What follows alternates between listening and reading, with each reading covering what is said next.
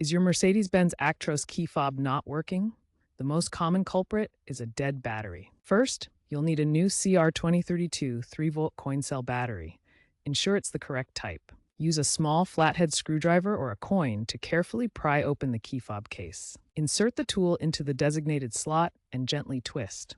Once open, locate the battery compartment, usually marked with a plus symbol. Remove the old battery, noting its orientation positive side up.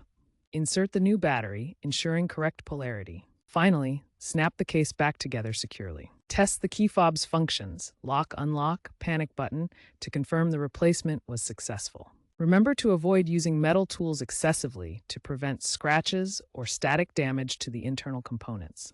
Doing this repair yourself can save on dealership fees and can be done in under 5 minutes.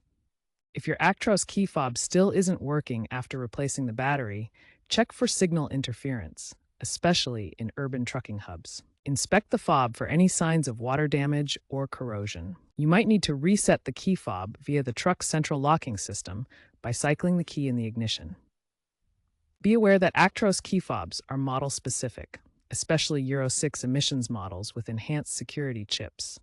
For warranty compliance, consider using OEM batteries recommended by Mercedes-Benz. Fleet mechanics suggest annual checks of the key fob battery. Also, note that aftermarket rechargeable lithium-ion batteries are available, but ensure compatibility. In extreme climates or high-vibration environments, battery life may be shorter. If problems persist, consult a Mercedes-Benz service professional. For added protection, look into weather-sealed aftermarket key fobs.